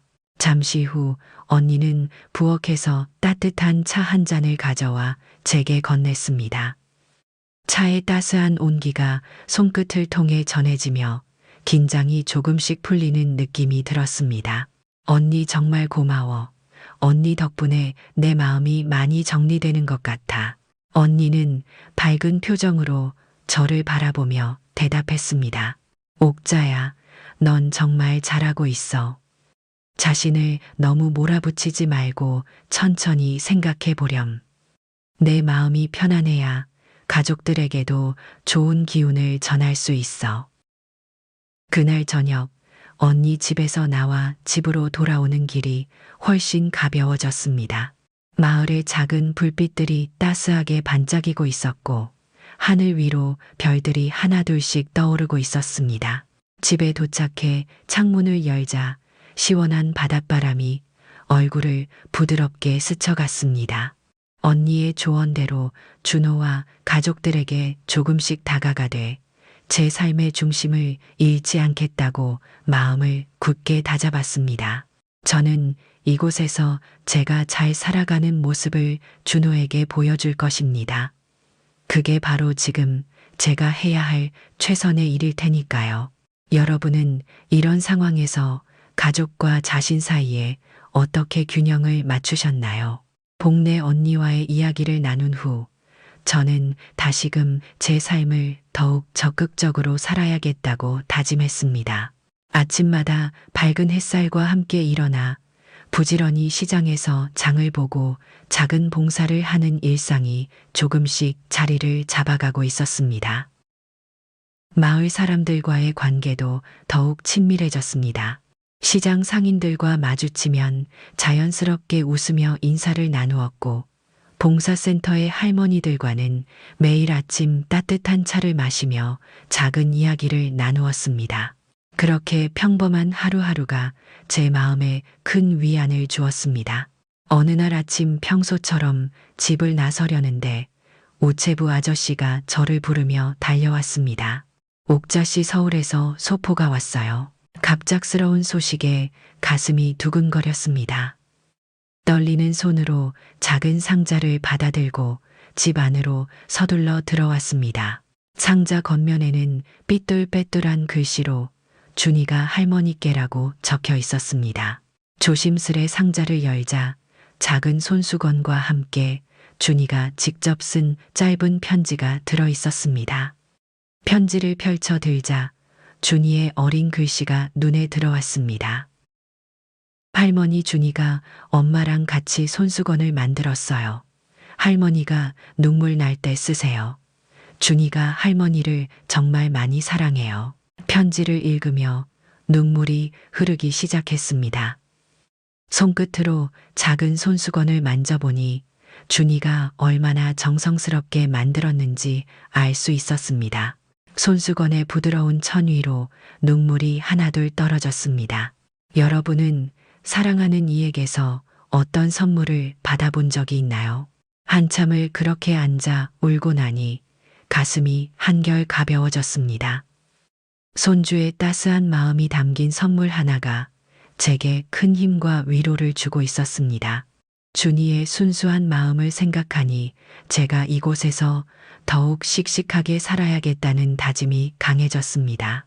그날 오후 저는 다시 복지센터로 나가 자원봉사에 참여했습니다. 죽을 끓이는 큰 솥 앞에서 따뜻한 김이 얼굴을 덮으며 기분 좋은 열기를 느꼈습니다. 이곳의 할머니들이 저를 보고 밝게 웃어줄 때마다 준이의 따스한 마음이 떠올라 저도 덩달아 웃음이 났습니다. 봉사 일을 마치고 돌아오는 길 시장 상인들이 제게 밝게 인사를 건넸습니다. 옥자씨, 오늘은 얼굴이 유난히 밝으시네요. 좋은 일이라도 있으셨어요. 저는 환한 미소로 고개를 끄덕였습니다. 내 손주가 보내준 선물을 받고 기분이 좋아졌어요. 상인들은 제 말에 모두 밝게 웃으며 축하해 주었습니다. 작고 평범한 이웃의 따스함이 얼마나 큰 행복이 되는지 새삼 깨달았습니다. 저녁 무렵 집에 돌아와 다시 준이의 손수건을 손에 쥐었습니다. 손수건에 적힌 삐뚤빼뚤한 이름을 보면서 마음이 더욱 벅차올랐습니다. 저는 준이에게 작은 답장을 써보내기로 했습니다. 사랑하는 준이야 할머니는 네가 준 손수건 덕분에 힘이 나서 더 잘 살고 있단다. 우리 준이 덕분에 할머니는 오늘도 웃으면서 하루를 보냈어. 할머니가 너를 아주 많이 사랑한단다. 편지를 써 내려가는 동안 다시 한번 마음속 깊이 결심했습니다. 제가 할 수 있는 가장 좋은 일은 이곳에서 건강하고 행복하게 살아가는 것이라는 사실을 말입니다. 준이가 자라면서 제가 얼마나 씩씩하게 지냈는지를 자랑스럽게 여길 수 있도록 말이지요. 여러분은 떨어져 지내는 가족을 위해 어떤 다짐을 하신 적이 있나요? 다음 날 아침, 저는 책상 앞에 앉아 준이에게 보낼 답장을 천천히 써 내려가기 시작했습니다. 편지지 위에 글자를 적으며 손끝이 미세하게 떨렸습니다. 준이의 손수건을 다시 손에 쥐자 마음 한구석에서 따스한 온기가 다시금 피어올랐습니다. 사랑하는 준이야 할머니는 내 편지를 받고 얼마나 기뻤는지 몰라. 준이가 할머니를 생각하며 손수건을 만들어줬다는 사실이 너무 고마웠단다. 글을 써 내려가는 동안 그동안 서울에서 지냈던 날들이 자연스레 머릿속을 스쳐 지나갔습니다. 아파트에서의 삼복도에서 들리던 이웃들의 차가운 속삭임, 그 속에서 느꼈던 제 마음의 상처들이 아직도 선명했습니다. 하지만 그 고통스러운 기억들도 지금은 조금씩 희미해져 가고 있었습니다. 이곳 강릉으로 내려오던 날을 다시 떠올렸습니다. 버스 창밖으로 스쳐 지나가던 낯선 풍경들, 그리고 긴장과 두려움 속에서도 내 인생을 찾겠다고 다짐했던 그 순간이 생생하게 떠올랐습니다. 그렇게 저는 이곳에 와서 조금씩 제 자신을 회복하고 있었던 것입니다. 주니아 할머니는 이곳에서 정말 씩씩하게 살고 있어 매일 아침 바닷가를 걷고 시장에서 맛있는 음식도 사 먹고 좋은 친구들과 함께 즐겁게 지내고 있단다. 편지를 마무리하면서 저는 작은 선물을 함께 보내기로 했습니다. 얼마 전 시장에서 산 예쁜 조개 껍질로 만든 작은 목걸이였습니다. 그 작은 선물이 준이의 미소를 환하게 만들어줄 거라는 생각에 기분이 좋아졌습니다. 선물을 정성스럽게 포장하며 저는 문득 지난날 아들과 며느리와의 갈등을 다시 떠올렸습니다. 가족과의 거리감을 느꼈던 아픈 기억도 있었지만 며칠 전 소연과 나누었던 진솔한 대화를 통해 저는 가족이라는 존재가 여전히 소중하다는 사실을 새삼 깨달았습니다. 여러분은 가족과의 갈등을 어떻게 극복하고 다시 화해하셨나요? 준비한 편지와 선물을 소중히 들고 우체국으로 향했습니다. 길을 걷는 동안 지나가는 이웃들이 밝은 미소와 함께 인사를 건넸습니다. 시장에서 자주 만나는 상인들도 손을 흔들어 주었고 복지센터에서 만난 이웃들도 반갑게 맞아주었습니다. 그들의 밝은 표정에서 따스함과 안정감을 느낄 수 있었습니다. 우체국에서 선물을 보내고 나오자 가슴이 한결 더 가벼워졌습니다. 서울과 강릉 사이의 거리만큼이나 멀게 느껴졌던 가족과의 관계가 편지와 선물을 통해 조금씩 가까워지는 듯 했습니다. 작은 발걸음 하나지만 이 발걸음이 저와 가족 모두에게 의미 있는 시작이 되기를 간절히 바랐습니다. 집으로 돌아와 조용히 창가에 앉았습니다. 창밖으로 보이는 하늘은 맑고 깨끗했고 바다 위로 작은 배들이 천천히 지나가고 있었습니다. 그런 평범한 풍경 속에서도 제 마음은 더없이 평화로웠습니다. 그 순간 깨달았습니다. 서울에서 느꼈던 소외감과 상처는 아직 남아있지만 이곳에서의 삶은 그 모든 아픔을 충분히 치유해 줄 만큼 값진 것이라는 사실을 말입니다. 더불어 비록 멀리 떨어져 있지만 가족을 향한 제 마음도 변함없이 강하게 남아있다는 걸 확인할 수 있었습니다. 그래, 이제부터는 여기서 더 씩씩하게 살아야지. 준이와 가족들에게 자랑스러운 할머니가 되도록 말이야. 마음속으로 조용히 다짐하며 저는 밝은 미소를 지었습니다. 여러분은 멀리 떨어져 있어도 가족을 향한 사랑을 어떻게 표현하시나요? 평소와 다름없이 아침을 보내고 있던 어느 날이었습니다. 창문 너머로는 파란 하늘과 잔잔한 바다가 한눈에 들어왔고 저는 느긋한 마음으로 하루를 시작하고 있었습니다. 그런데 갑자기 휴대폰 벨소리가 방 안의 고요를 깨뜨렸습니다. 화면에 뜬 낯익은 번호를 보니 서울에서 집을 팔아준 부동산 중개사였습니다. 순간 가슴이 덜컥 내려앉았습니다. 전화를 받자 중개사는 밝고 활기찬 목소리로 인사를 건넸습니다. 박옥자 선생님, 안녕하세요. 오랜만입니다. 잘 지내고 계시죠? 저는 다소 긴장한 목소리로 대답했습니다. 네, 잘 지내고 있어요. 무슨 일로 전화하셨나요? 중개사는 잠시 망설이다 이내 신이 난 듯 말했습니다. 선생님께서 급하게 처분하셨던 서울 아파트 있잖아요. 그 집이 얼마 전에 다시 거래됐는데 놀라지 마세요. 상당히 높은 가격에 팔렸답니다. 순간 머릿속이 하얗게 변했습니다. 한동안 말을 잇지 못하다가 저는 어렵게 다시 물었습니다. 높은 가격이라고요. 누가 그 집을 그렇게 비싸게 사갔나요? 중개사는 신중하게 말을 골랐습니다. 저도 확실히는 모르지만 젊은 부부가 급하게 사들였다고 들었어요. 아마도 그 동네가 재개발된다는 소문 때문에 그런 것 같아요. 마음속에 수많은 질문이 떠올랐습니다. 정말로 재개발이 이루어지는 걸까요? 아니면 제 가족 준호와 소연이가 그 집을 다시 사들인 걸까요? 그들이 그만큼 무리할 이유가 있을까요? 여러분이라면 이런 갑작스러운 소식을 들었을 때 어떤 기분이 드셨을까요? 통화를 마친 후에도 제 마음은 좀처럼 진정되지 않았습니다. 아파트가 다시 팔렸다는 소식에 과거의 여러 감정들이 되살아났습니다. 그곳은 저와 남편이 어렵게 마련했고 아들 준호를 키우며 오랜 세월 살아온 추억의 공간이었습니다. 집을 급하게 처분했을 때의 마음도 다시 생생하게 떠올랐습니다. 복잡한 감정 속에 잠겨 있는데 문득 준호와 소연의 상황이 다시 떠올랐습니다. 준호가 회사에서 어려움을 겪고 있고 며느리도 심적으로 지쳐 있던 상황이었지요. 혹시 그 아이들이 다시 아파트를 무리해서 사들인 건 아닐까 하는 생각에 마음이 무거워졌습니다. 저는 불안한 마음을 감추지 못하고 자리에서 일어나 창가로 다가섰습니다. 창밖의 맑은 하늘과 바다 풍경이 오히려 더 아득하게 느껴졌습니다.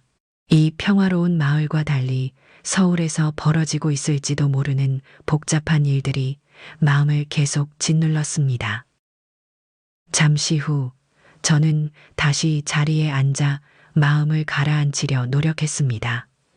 여러 가능성을 생각해 보았지만 어느 것 하나 확실히 마음에 와닿지 않았습니다.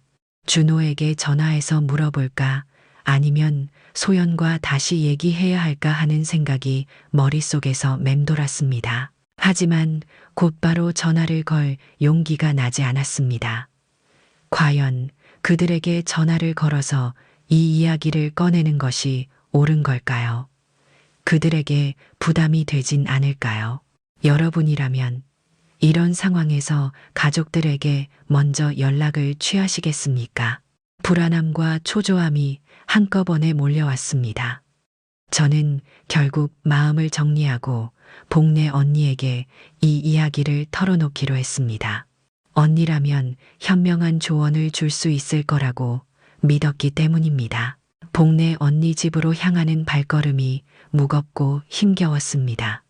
골목길마다 드리워진 오후의 햇살마저 왠지 쓸쓸하게 느껴졌습니다. 그동안 어렵게 마음을 추스르고 새롭게 시작하려 했던 제 노력이 다시 흔들리는 기분이었습니다. 언니 집 앞에 도착해서도 문을 두드리기 전 잠시 망설였습니다. 깊게 숨을 들이마시고 천천히 문을 두드렸습니다. 문이 열리고 언니가 환하게 미소 짓는 얼굴을 보자마자 저는 결국 조심스럽게 입을 열었습니다. 언니, 나 서울에서 이상한 소식을 들었어. 아파트가 다시 비싸게 팔렸다고 하더라고. 언니는 잠시 놀란 듯 눈을 크게 뜨더니 곧 진지하게 제 이야기에 귀를 기울이기 시작했습니다. 여러분은 저라면 이 상황에서 어떻게 해야 할까요? 복내 언니는 제 말을 듣고 잠시 생각에 잠긴 표정이었습니다. 차분히 차를 한 잔 따라 건네며 부드럽게 제 손을 잡아주었습니다. 옥자야, 지금 너무 걱정하지 마. 정확히 무슨 일인지 알아보는 게 우선이야. 마음 졸이며 혼자 고민하는 건 좋지 않아. 언니의 말이 맞았습니다. 저는 용기를 내서 준호에게 직접 전화를 걸기로 결심했습니다. 언니 집을 나와 천천히 집으로 돌아오며 마음을 가다듬었습니다. 휴대폰을 꺼내 준호의 번호를 누르는 순간 손끝이 떨렸습니다. 전화가 연결되고 신호음이 몇 번 울리자 준호가 전화를 받았습니다. 엄마, 무슨 일 있으세요? 아들의 목소리는 피곤한 기색이 역력했습니다. 저는 조심스럽게 입을 열었습니다. 준호야, 너희 괜찮니?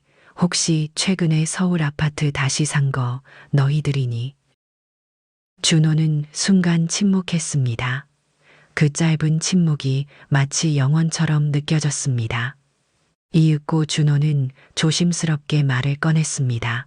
엄마, 그게 맞아요. 저희가 다시 샀어요. 엄마가 갑자기 집을 팔고 떠나신 뒤 저희도 너무 혼란스러웠어요. 준이도 엄마를 많이 그리워했고요. 그래서 소연이랑 고민 끝에 다시 집을 사기로 결정했어요. 저는 충격과 동시에 미안한 마음에 말이 나오지 않았습니다. 결국 제가 내린 결정이 가족들에게 얼마나 큰 상처와 부담을 주었는지 이제야 제대로 깨닫고 있었습니다. 준호야, 엄마가 너무 무책임했구나. 너희에게 그렇게 큰 짐을 줄 줄은 정말 몰랐어. 준호는 제 말을 듣고 깊은 한숨을 쉬었습니다. 그리고는 낮고 부드러운 목소리로 다시 이야기를 이어갔습니다. 엄마 탓이 아니에요. 소연이랑 저도 그동안 너무 각박하게 살아왔던 것 같아요. 그 집은 저희한테도 너무 소중한 곳이었어요. 아빠와 엄마 그리고 준이까지 함께했던 공간이니까요. 그냥 추억을 지키고 싶었어요. 아들의 말을 듣는 동안 제 눈에서 눈물이 조용히 흘러내렸습니다. 전화기를 쥔 손이 가늘게 떨렸지만 마음은 점점 더 따스해지고 있었습니다. 여러분도 추억을 지키기 위해 무언가를 포기한 적이 있으신가요? 준호야, 미안하고 고맙다. 너희가 그렇게까지 생각하고 있는 줄 몰랐어. 엄마가 정말 너희 마음을 헤아리지 못했구나. 준호는 잠시 침묵한 뒤 다정하게 말했습니다. 엄마, 너무 자책하지 마세요. 엄마 덕분에 저희도 많은 걸 깨달았어요. 이제부터라도 서로 조금 더 이해하고 살아가면 되잖아요. 저는 조용히 고개를 끄덕였습니다. 비록 떨어져 있지만 우리 가족의 마음이 다시 이어지는 느낌이었습니다. 준호는 말을 이어갔습니다. 엄마는 지금 그곳에서 잘 지내시는 거죠. 준이도 엄마 편지를 받고 정말 좋아했어요. 요즘 매일 할머니 보러 바닷가에 가자고 조르네요. 저는 준이 이야기를 듣자 다시 웃음이 나왔습니다. 준호야, 엄마는 여기서 건강하게 잘 지내고 있어. 좋은 친구들도 많고 할 일도 많아서 행복하단다. 너희도 꼭 한번 내려와. 준이랑 바닷가에서 즐겁게 놀 수 있도록 엄마가 준비해 놓을 테니까. 준호의 목소리가 환해졌습니다. 그렇게 할게요, 엄마. 꼭 준이랑 같이 찾아뵐게요. 그때까지 엄마 건강 잘 챙기시고요. 전화를 끊은 후에도 저는 한참 동안 휴대폰을 손에 쥐고 있었습니다. 창밖으로 바라본 하늘은 어느새 노을로 물들어 있었고 제 마음도 그 노을처럼 따스하게 물들고 있었습니다. 집이라는 공간이 가족에게 얼마나 소중한 의미인지 다시금 깊이 깨닫게 되었습니다. 제가 지켜온 이곳의 작은 공간도 소중하지만 서울의 그 아파트도 준호와 소연, 준이에게는 잊을 수 없는 추억의 공간이었음을 인정했습니다. 여러분, 진정한 가족의 의미는 결국 서로를 이해하고 존중하는 데 있는 것이 아닐까요? 아들과의 전화를 마치고 난 후 저는 조용히 책상 앞에 앉았습니다. 서랍 속에서 편지지와 펜을 꺼내놓고 잠시 숨을 고르며 마음을 가다듬었습니다. 이번에는 며느리 소연에게 편지를 써서 진심을 다해 제 마음을 전하고 싶었습니다.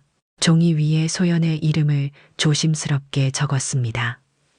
글씨를 적는 손끝이 미세하게 떨렸지만 이제는 더 이상 망설이지 않기로 마음먹었습니다.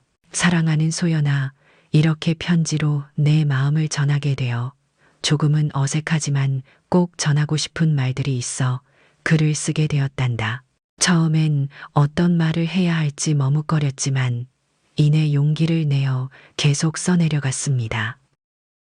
소연아, 지난번 전화로 내 이야기를 들으면서 그동안 내가 너무 많은 오해와 서운함 속에 있었던 게 아닌가 하고 생각했어. 내 마음을 충분히 헤아리지 못한 나 자신이 부끄럽기도 했단다. 편지를 쓰면서 처음 소연을 만났던 날이 떠올랐습니다. 수줍게 인사하며 밝은 미소를 지었던 그 모습, 준호와 결혼해서 가족이 되었던 날에 행복했던 기억도 되살아났습니다. 그 순간들이 얼마나 소중했는지 다시금 깨달았습니다. 소연아, 너희가 서울의 아파트를 다시 샀다는 얘기를 준호에게 들었을 때 내 마음이 얼마나 놀랍고 아팠는지 모르겠구나.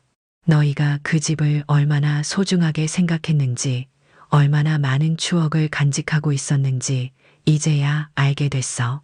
한 줄 한 줄 편지를 써 내려가는 동안 가슴이 먹먹해지며 눈시울이 붉어졌습니다.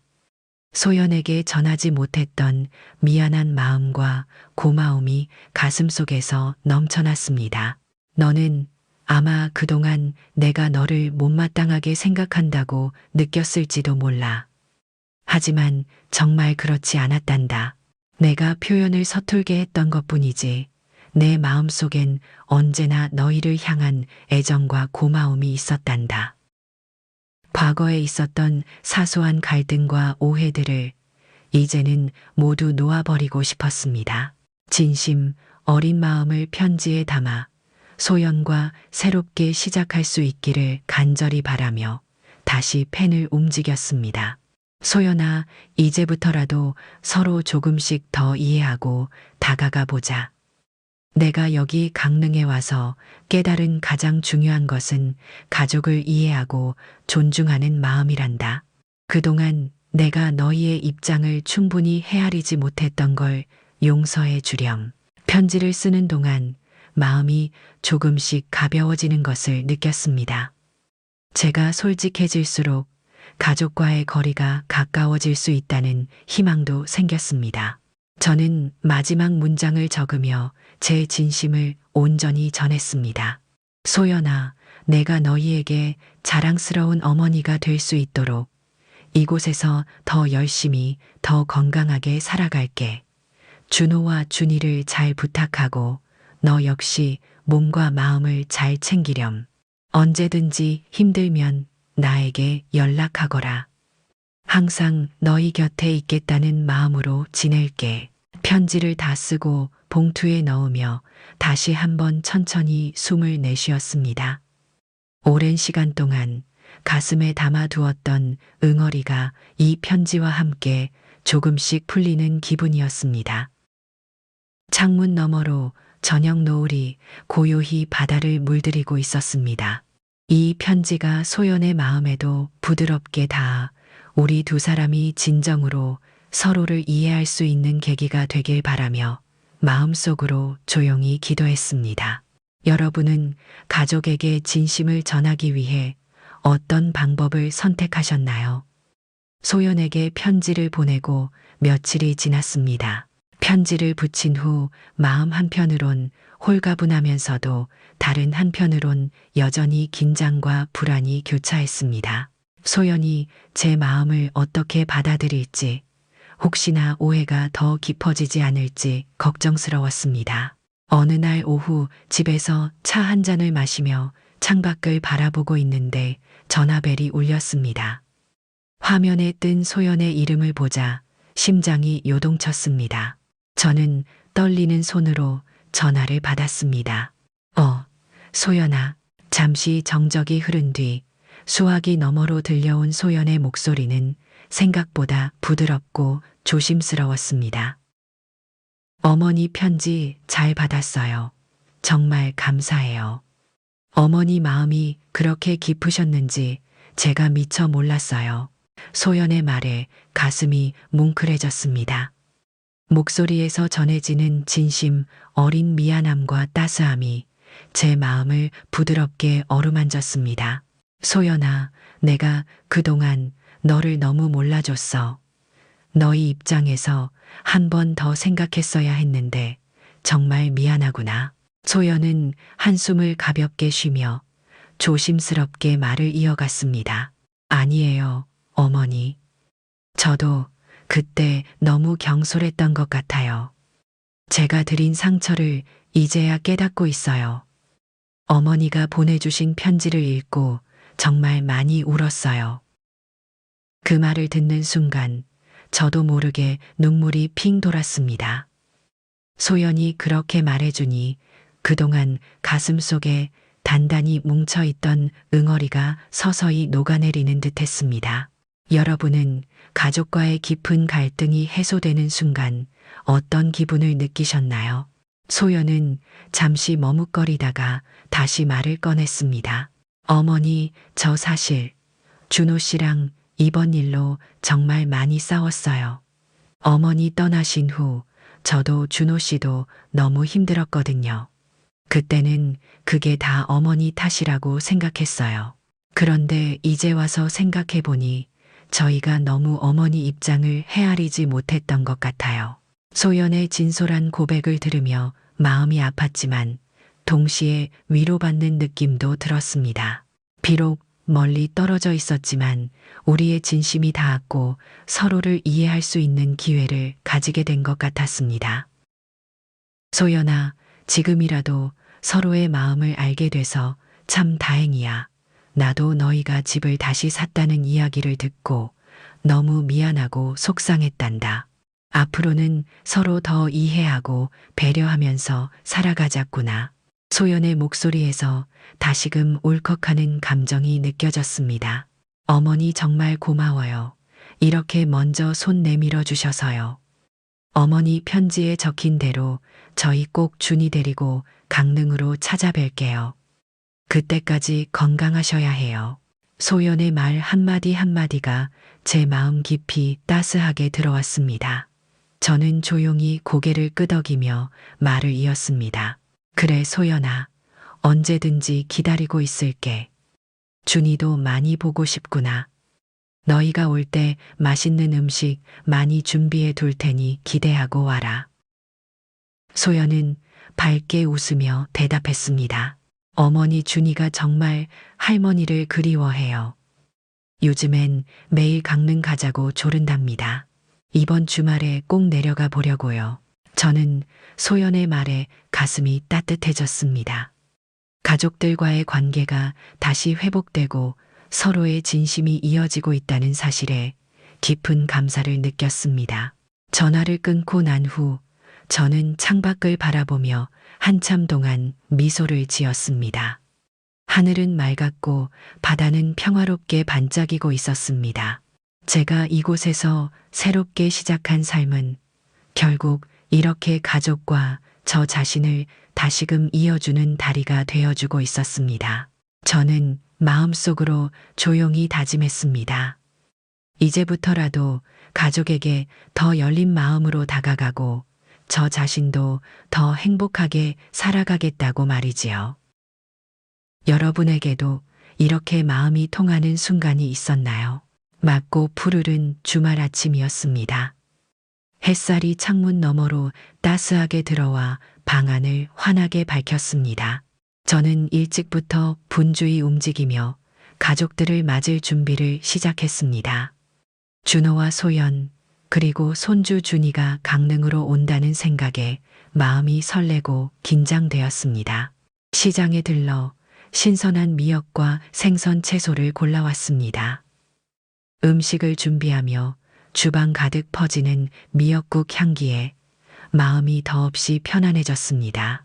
낡은 김치 냉장고는 익숙한 소리를 내며 돌아가고 있었고 그 소리가 마치 가족들이 도착할 때까지 함께 기다려주는 것처럼 느껴졌습니다. 시간이 다가오자 마음이 점점 더 두근거렸습니다. 얼마 지나지 않아 집 앞에 자동차 한 대가 천천히 멈추는 소리가 들렸습니다. 심호흡을 한 번 하고 현관문을 열자 준이가 밝은 목소리로 뛰어나오며 외쳤습니다. 할머니. 작은 몸이 제 품으로 뛰어들었고 저는 준이를 꼭 껴안았습니다. 준호와 소연이 차에서 내려 저를 향해 다가왔습니다. 아들과 며느리의 얼굴엔 따뜻한 미소가 가득했습니다. 준호는 조용히 저를 바라보며 말했습니다. 엄마, 잘 지내셨어요? 건강해 보이셔서 참 다행이에요. 소연도 부드러운 목소리로 말을 걸었습니다. 어머니 보고 싶었어요. 이렇게 건강한 모습 뵈니 정말 좋아요. 저는 살짝 눈시울이 붉어졌습니다. 그동안 있었던 서운함과 오해들이 모두 사라지고 이렇게 가족들이 함께하는 순간이 꿈만 같았습니다. 여러분도 오랜만에 가족과 만나 따뜻한 순간을 경험해 보셨나요? 저는 가족들을 집 안으로 안내하며 밝게 웃었습니다. 다들 들어와서 쉬어라. 멀리까지 오느라 힘들었지. 맛있는 음식 많이 준비했으니까 얼른 앉았구나. 준이는 밝은 눈으로 주위를 둘러보며 말했습니다. 할머니 집 진짜 예뻐요. 바닷가도 가까워서 너무 좋아요. 준이의 말에 가족 모두 웃음을 터뜨렸습니다. 작은 원룸은 순식간에 따스한 웃음소리로 가득 찼습니다. 저는 부엌에서 따뜻한 미역국과 정성껏 준비한 생선구이를 식탁에 올리며 마음이 흐뭇했습니다. 가족들이 식탁에 둘러앉아 음식을 맛있게 먹는 모습을 보니 가슴이 뭉클했습니다. 소연이 저를 바라보며 말했습니다. 어머니, 이렇게 맛있는 미역국 정말 오랜만이에요. 어머니 음식 솜씨가 너무 그리웠어요. 저는 웃으며 답했습니다. 이렇게 좋아해줘서 고맙구나. 앞으로 자주 내려와라. 언제든 맛있는 음식 해줄 테니. 식사를 하며 가족들은 서로 그동안의 이야기들을 나누었습니다. 처음에는 조금 어색했지만 이야기를 나눌수록 분위기는 더욱 따뜻해졌습니다. 특히 준이의 제잘거림 덕분에 모두가 웃음꽃을 피웠습니다.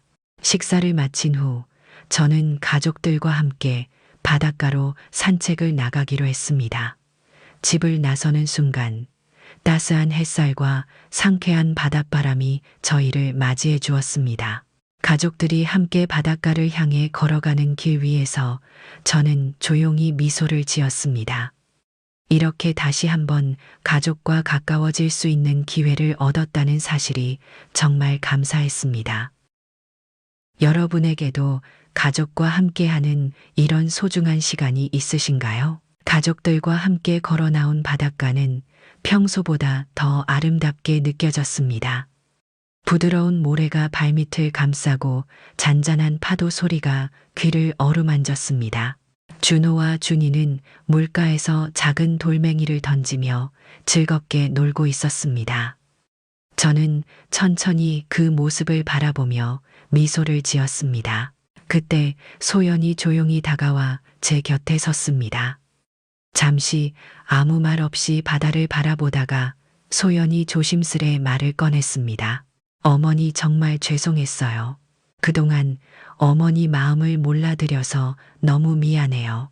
소연의 목소리는 진지했고 진심이 묻어나 있었습니다. 저는 부드럽게 웃으며 그녀의 손을 살며시 잡았습니다. 소연아, 이제 그만 미안해해도 돼. 그동안 나도 너를 이해하지 못했던 게 너무 미안하단다. 소연은 제 손을 꼭 잡으며 조금 눈시울을 붉혔습니다. 그리고 다시 나지막이 말했습니다.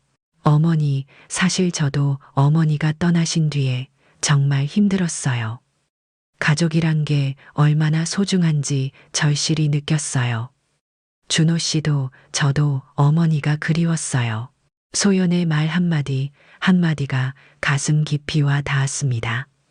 우리는 그렇게 서로의 마음을 조용히 나누었습니다. 오래도록 말하지 못했던 진심을 털어놓으니 오랜 세월의 상처들이 조금씩 아물어가는 듯 했습니다. 저는 바다를 바라보며 천천히 말을 이었습니다. 나도 여기 와서 많은 걸 배웠단다. 가족을 이해하고 서로를 배려하는 마음이 얼마나 중요한지 말이야. 서울에서의 상처가 여기 와서 치유되었고 너희와도 더 가까워진 것 같아 정말 다행이야. 소연은 고개를 끄덕이며 작게 미소 지었습니다. 맞아요, 어머니. 저도 앞으로는 더 잘할게요. 준호 씨와 준이 그리고 어머니까지 더 많이 챙기고 싶어요. 그 말을 들으니 제 마음도 한결 더 따뜻해졌습니다. 우리는 다시금 서로를 바라보며 밝게 웃었습니다. 바닷가의 따스한 바람이 우리 두 사람을 부드럽게 감싸는 듯 했습니다. 멀리서 준이가 밝게 웃으며 저희에게 달려왔습니다. 할머니, 엄마, 우리 같이 돌멩이 던져요. 준이의 환한 웃음 덕분에 저와 소연도 덩달아 밝게 웃으며 함께 준호와 준이가 있는 곳으로 걸어갔습니다. 그 순간 저는 다시 한번 깨달았습니다. 강릉으로 와서 내린 결정이 결국 우리 가족 모두를 위한 것이었다는 사실을 말입니다. 서로 떨어져 지냈던 시간이 있었기에 더 진실한 마음으로 가까워질 수 있었다는 것을 이제야 확신할 수 있었습니다.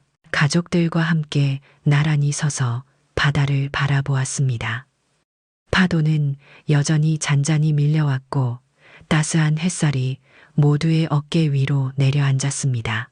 저는 마음속으로 조용히 다짐했습니다. 앞으로도 이곳에서 건강하게 잘 살아가면서 우리 가족에게 자랑스러운 어머니 그리고 할머니가 되어야겠다고 말입니다. 여러분도 가족과의 깊은 화해를 경험한 적이 있으신가요? 진정한 가족이란 결국 서로를 이해하고 용서하며 앞으로 함께 나아가는 것이 아닐까요? 강릉에서의 삶이 어느덧 익숙하고 편안해졌습니다. 아침마다 창문을 열면 시원한 바닷바람과 짭조름한 내음이 방 안으로 들어왔고 멀리서 들려오는 파도 소리는 하루의 시작을 기분 좋게 알려주었습니다. 이 작은 마을에서 저는 비로소 진짜 제 자신을 찾은 듯 했습니다. 마을 사람들과 더욱 친밀하게 지내면서 일상은 점점 더 풍요로워졌습니다. 동네 언니와 시장에서 장을 보고 복지센터에서 어르신들과 함께 나누는 따뜻한 죽 한 그릇은 제 삶을 의미 있게 채워주었습니다. 이제는 그 어떤 날보다 바쁜 하루를 보내고 있지만 마음은 늘 여유롭고 충만했습니다. 서울에 있는 준호와 소연 그리고 준이는 자주 이곳을 찾았습니다. 그때마다 저희는 바닷가를 산책하며 많은 이야기를 나누었습니다. 준이는 자라는 속도가 얼마나 빠른지 만날 때마다 몰라보게 커 있었습니다. 아이의 환한 웃음과 순수한 제잘거림은 늘 저희를 행복하게 만들어 주었습니다. 소연과도 이제는 서로를 진심으로 이해하며 좋은 관계를 유지하고 있었습니다.